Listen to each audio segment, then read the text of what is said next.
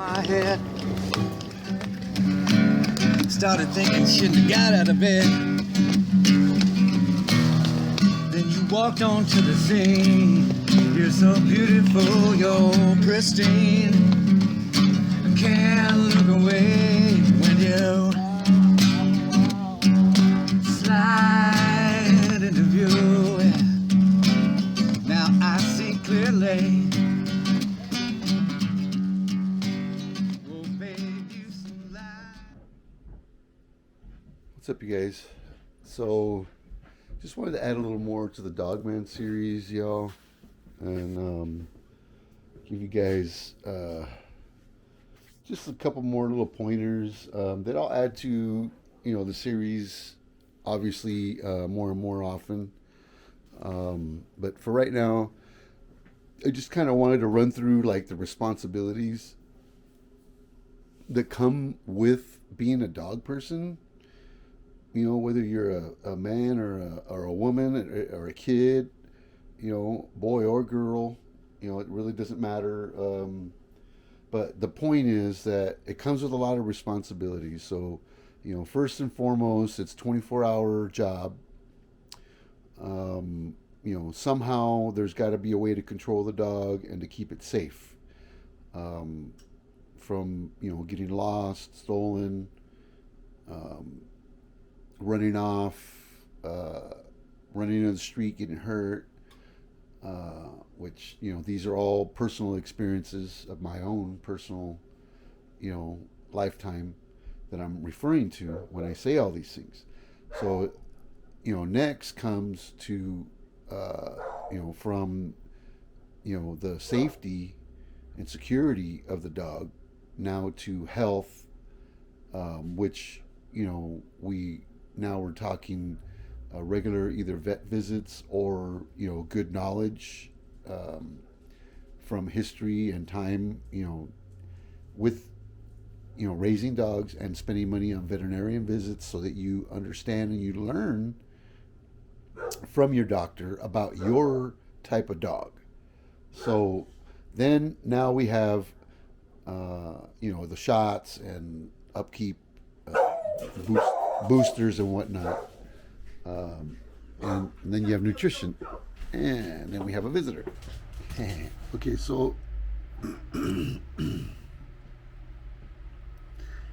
so back to where we were, and continuing my conversation from earlier about nutrition.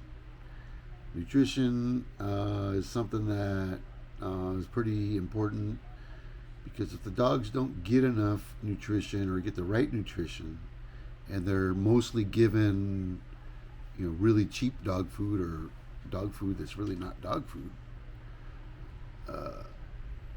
you're going to have a lot of problems, and the dog will not live to be as old as it should, and you're going to have problems towards the end. It's going to cost you.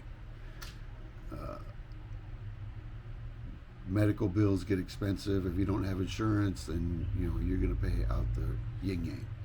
And most people don't like to pay for insurance for their animals because they just figure if the dog gets sick and dies, they'll get another one. And that's no way to treat something that protects you and devotes its life to you. Not fair. So anyway, protein, high protein meats on a regular, as raw as possible. If it's something that is coming from a butcher shop, usually you want to put whatever it is in steam hot something for 5 minutes at least, to kill bacteria, and just barely cook it enough that the meat doesn't have bacteria and it's going to make your dog sick. And as far as that goes,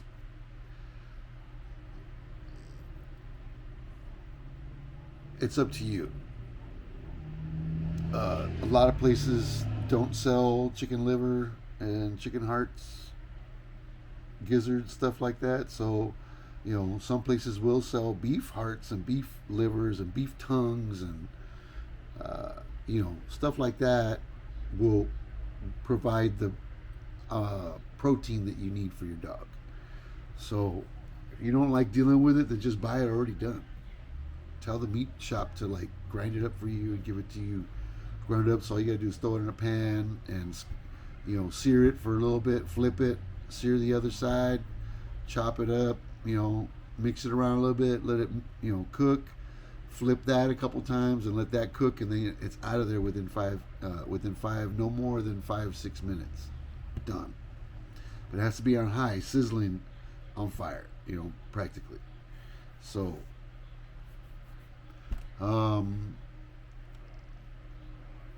I do share enough in the videos prior to this one about how I feed my animals, and as much as I would like to get away from using the dry dog food, I kind of stick with the Rachel Ray's chicken and rice and veggies stuff because all my dogs seem to do well with it, and as long as I add something to the food, then they get all of the nutrients that they really do need, and they stay healthy. So anything else you have to look into yourself. Anything with byproducts, any kind of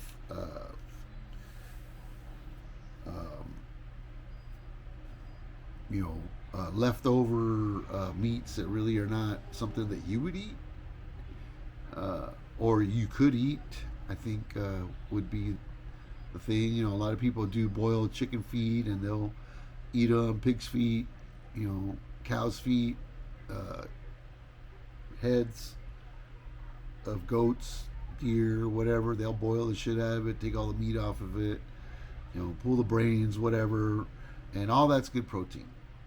It's not as much protein as if you were to give them bones with it, because the bones is where the most of the nutrients is in the marrow. That's what the dogs are after, the bone marrow, and that's kind of hard to get to unless you're slicing the bones and giving them access to the marrow. Otherwise, they got to chew through the hard part of the bone to get to the marrow if it's just a big old femur and it's not cut for them to get to it and suck on it or lick it out, claw it, whatever the hell they got to do. Because they're good at that. Yes, they are. So anyway, I just wanted to share a few of those things. Housing is pretty important for the dogs. They got to have some kind of a bedding, whether it be blankets, straw, like a little 2x6 box that's full of straw that they can kind of nestle down into and like get out of the cold. A lot of guys use a 55-gallon drum and they'll put some triangles on either side of it, screw them through the inside into the triangles so that the house won't roll over. All kinds of different ways. Put bolts into concrete through the thing, with a couple boards and then a board on the bottom, so that if water does get in there, it doesn't just like run all the way to the back and make a puddle and give the dog a puddle to sleep in. That's not nice. So they got to have some kind of cover, shade, a tree, man-made shade, a cover, a carport, whatever, something to get out of the wind and out of the rain, out of the snow, where they can shelter. I see a lot of dogs are just out on chains or whatever, and for whatever reason, I don't know if that's just for a few hours that they tie them out to go potty or whatever, which is fine, but you can't put a dog out there without having proper shelter, whether it be summertime, springtime, wintertime, fall, whatever, it doesn't matter. The elements suck for dogs with short hair. Long hair, they'll grow mats or whatever, but it's still cold for them. That shit seeps through. Yeah, it might be oily or whatever if they got long hair, if they're outside dog, but they still wind up with, moisture getting through there, and if they're not bathed and cleaned right, or don't have a way for them to bathe themselves, jump in a river or whatever and play for a little while and kind of rinse off and cool off or wash off, they need a bath. And you got to treat them with something that's going to keep the ticks off of them. Something organic that's not going to hurt them. And after you do use it the first few times, you got to pay attention the next, few hours, the next few days to make sure that they don't have some kind of allergic reaction. Check their belly, pay attention to their breathing, to their, their panting, foaming at the mouth, salivating, whatever, that could be an issue. So, you got to pay attention, folks. Their shots, deworming. I use food and organic methods for that. Although I still do use the proper products or whatever for the parents when they have babies. We use the right deworming materials for that properly. That gets rid of the roundworms, cankers, and blah blah blah, whatever, blah, blah, all those other pesky old little chinguses. Anyway, so just wanted to get out another episode and give you guys some things to think about if you guys are thinking about a dog. These are all responsibilities. I didn't do a checklist or anything like that, but if you have other questions, you can always message me down below. And it would be nice to see you guys, hit that like button when you guys do make it through the videos and you watch, and you're visiting. It'd be nice to know that you guys were there. I really do appreciate you guys following and listening and paying a little bit of attention. And like I said before, I'm going to get other people to get involved and share their insights and secrets or tips, whatever you want to call them. People don't like to give up secrets, but tips that'll help with health and keeping the dog from hurting itself or somebody else. Those are the important ones, I feel. Anything else you can find online. But behavioral stuff, it takes a little bit, a lot of routine, and a lot of lots of love on their part. They need it. We need it. It's good for us. It's good for them. And if your dog continues to pee inside, and it's because and you just can't get them to use a pee pad or whatever, you need to walk your dog. It's very simple. You see the dog go take a drink. As soon as the dog's done drinking, you grab your leash and you put it on the dog and you tell him, let's go outside and go pee now. You get to drink your agua or your water. Vámonos. Let's go outside, right? Grab your leash, take your dog out for a walk. The dog will appreciate it. And see that right there? I just said take the dog out for a walk, and she just popped her head up. Yeah, it's about time for you to go for a walk, baby. Huh? Jojo? No? Yes? Would you like to go for a walk, baby? Yeah? Daddy take you outside, get some shoes? Daddy put on his shoes and take off my slippers? Yeah? And take you out? Okay. Daddy take you out in a minute? Okay. I love you, Tim. I stretch. Oh, get ready. Yeah, they. You might not think they're paying attention, but they're paying attention. So, like I said before, the dog's giving you problems, and they get upset because you leave, and they can see you leave in the car, and they're used to going with you. You come back and there's pee at the door, pee in the doorway, or poop or whatever. They're doing it at a retaliation or vengeful, whatever you want to call it. There's so many ways that we could describe that, but they're just butthurt, and they're letting you know that they can't tell you, so they're gonna do something. They're gonna grab something off the counter, they're gonna move it, put it somewhere where you don't expect it to be, where you can find that shit, so you know that they had something to say about you leaving them behind. And I don't tell you all these things out of, just because, or I heard it or whatever. No, I'm telling you because that's what I learned. And this little young lady right here, Mrs. JoJo, that's the one that taught us this lesson.